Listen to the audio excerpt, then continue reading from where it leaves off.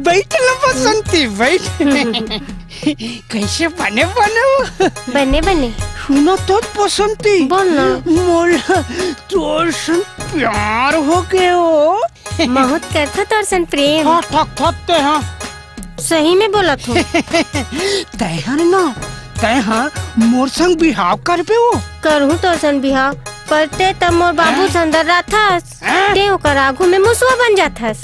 तो दादा ला डर रहे ओ सारे कढ़ाई आलू ला सारा भाटा ला गोलगोला पताल ला और बांस के ठूठवा ला कल्ली छाप ला सारे बेंचा ला। मैं सड़हा आलू कढ़ा भाटा घोल घोलहा पताल आज तो टंगली लगन नहीं तोड़ी हो तो मोला कहबे। अरे भागत रुक साले भागत हाथ दिए